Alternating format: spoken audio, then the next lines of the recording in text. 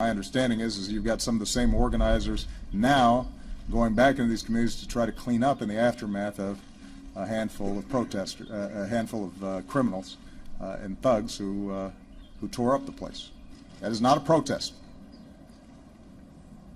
That is not a statement.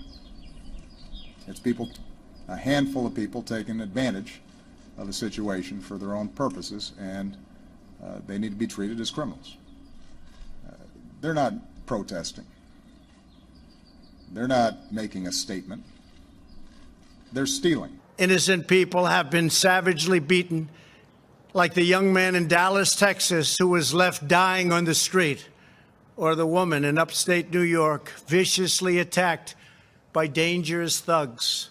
When they burn down a building, they're committing arson. And they're destroying and undermining businesses and opportunities in their own communities that rob jobs and opportunity from people in that area.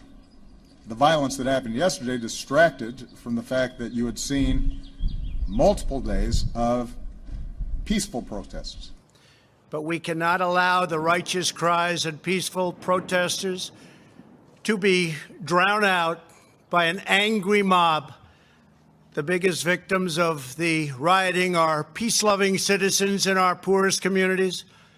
And as their president, I will fight to keep them safe. Making sure that the overwhelming majority of effective, honest, and fair law enforcement officers, that they're able to do their job better, because it will weed out or retrain or put a stop to those handful who may be not doing what they're supposed to be doing. Obviously, our thoughts continue to be with the family of Freddie Gray.